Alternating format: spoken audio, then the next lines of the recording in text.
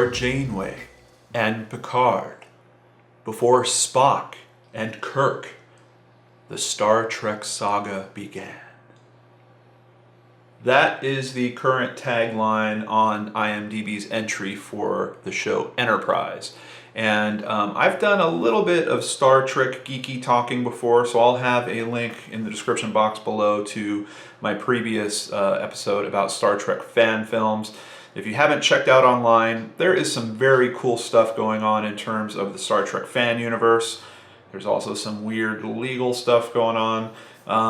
Just to briefly touch upon that, there are some really great series that are essentially continuing the old Star Trek, the Spock and Kirk era of Star Trek. One in particular is called Star Trek Continues, and if you want to help them, you can literally join their Indiegogo campaign. I think this week is the last week. I think they've got maybe 7 or 8 more days going from when this episode airs. So if you want to be a part of it, they've got some really cool perks, and in my opinion, they are probably the best fan-produced Star Trek show going.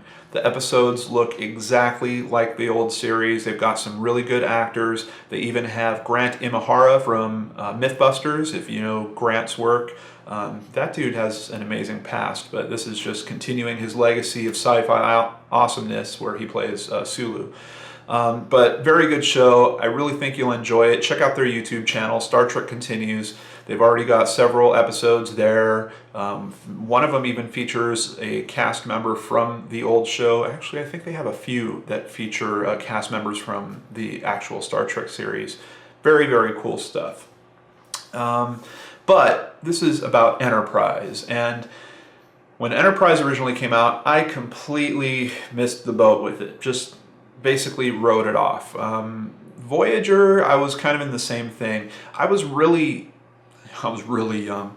I was just coming out of high school when those shows hit, and I was such a fan of Star Trek: The Next Generation. And then something happened with Deep Space Nine. I tried to watch it.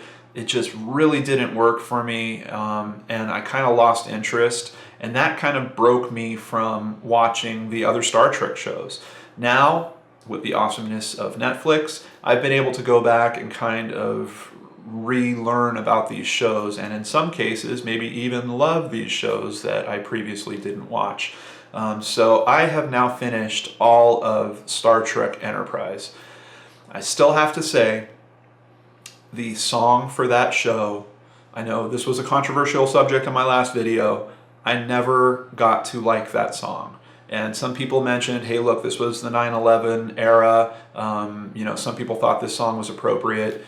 For me personally, it does not fit that Star Trek universe. It sticks out like a sore thumb. I literally fast forwarded that song for every single episode of Enterprise I watched, and I think there was 97 if I remember right, something like that, just 4 seasons worth of shows.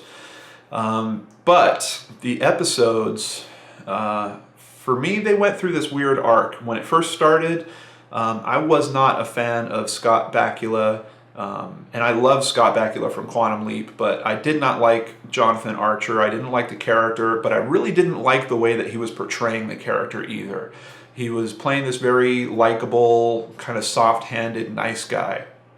Now, as the show developed, they threw a couple of hard twists at that Jonathan Archer character, and then he kind of swung too much in the other direction where now he was kind of being hard all the time, and he was being much more aggressive with people. And still, even in those cases, there was something about the acting, just the straight up acting. And Scott Bakula is an amazing actor. I know he is because of all the fine work he did with showing different personality. I mean, he was playing the same guy in Quantum Leap, but he was in all these different personality type situations and doing a great job understanding those mechanics and dealing with those situations.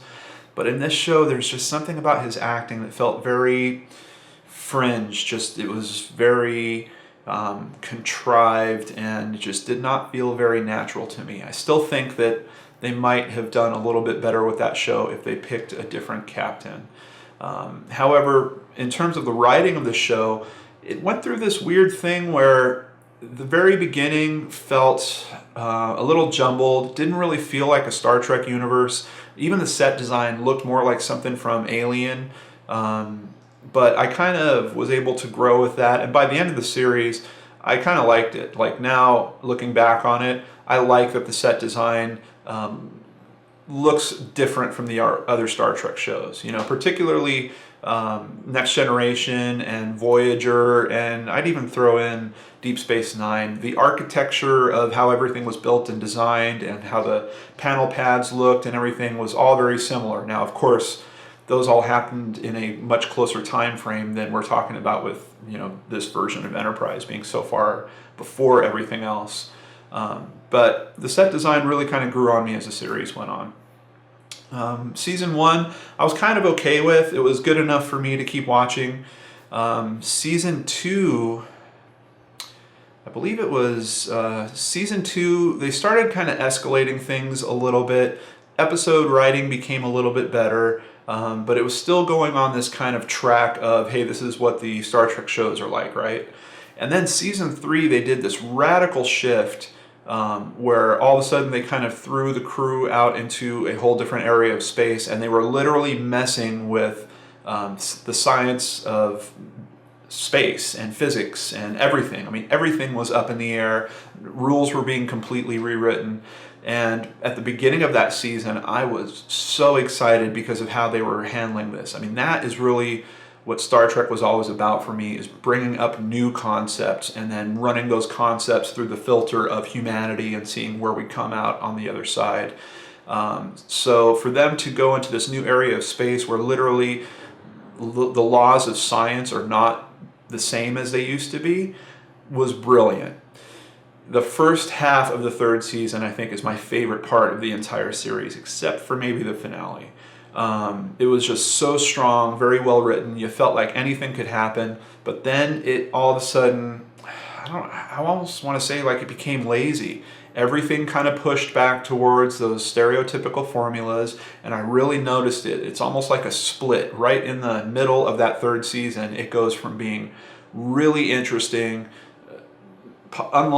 limitless possibilities, and all of a sudden, oh wait, this is just another Star Trek show. It's pulling everything back to this group of bad guys, and the good guys have to win the bad guys. And then at the end of the third season, they really come out of it not being changed or affected, even after going through learning that the universe is not what we think it would be. So it was really hard coming out of the third season. But into the fourth season, the start of the fourth season, they did this really weird thing where it felt like they were writing movies. Like they had these 2 to 3 episode arcs that were one story basically told over, I think it was about 3 episodes each. And they did that 4, maybe 5 times in the fourth season, which is kind of cool in one way because you were able to work in guest appearances. Like they had Brent Spiner playing Dr. Soong, and before he created the android, where he was kind of this bad guy. And they tied that in nice to the Khan mythology a little bit. So in terms of it being written like a mini movie like that, there was some cool side effects. But in terms of the cohesion of the whole story arc for the entire series going over that season, it is completely disjointed. It just feels like a bunch of mini movies that were all slapped together, which kind of sucks. And they didn't have a overall mission at that point. At that point, they're just like hanging out around Earth.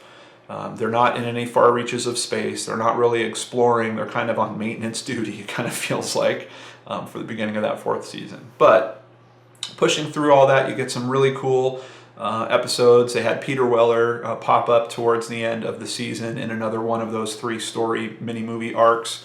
But then the final episode, and that was really why I started watching the whole series to begin with.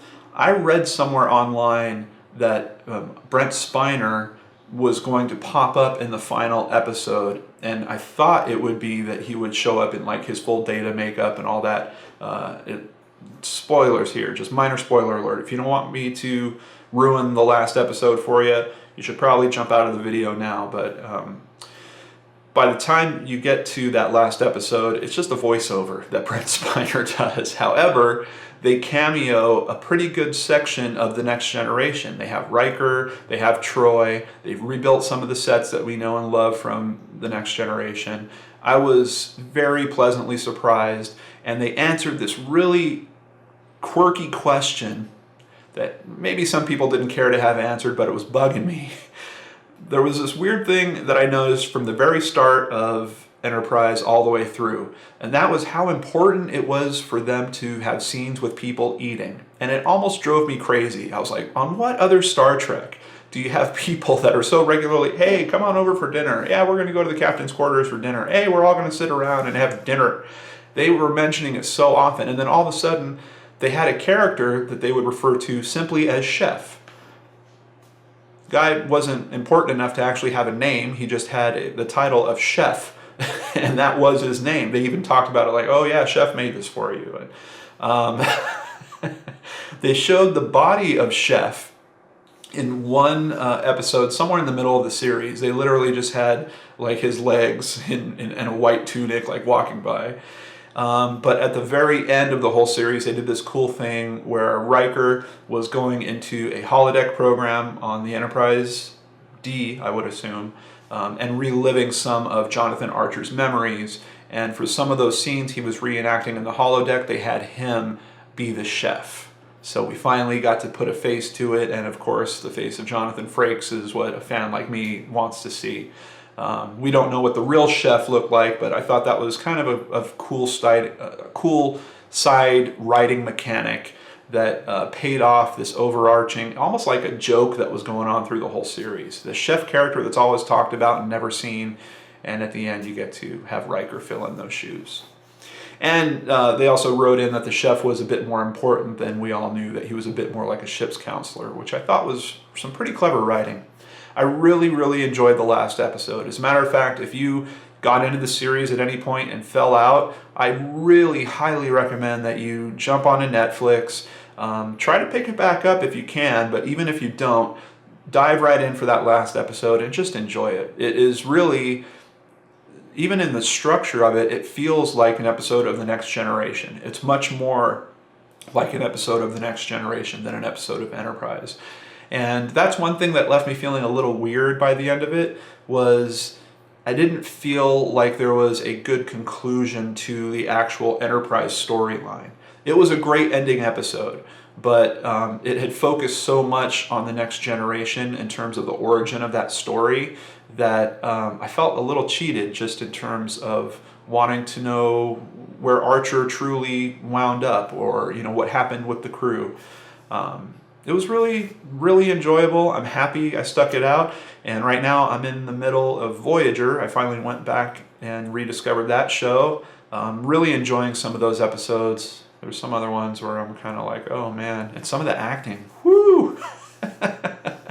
It's pretty amazing. They could go from one episode where everything just rocks and everything's well put together, and then all of a sudden, literally the next episode, it's like, wow, did you guys even read the script once before you decided to film this?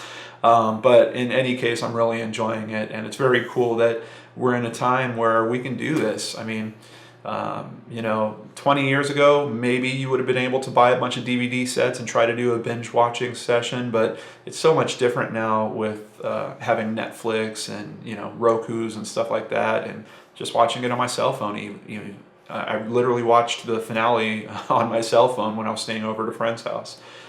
So just a little reminder to you, check out those shows you used to love. They're so easy to get a hold of and relive, and especially those shows you might have missed that maybe your friends were into.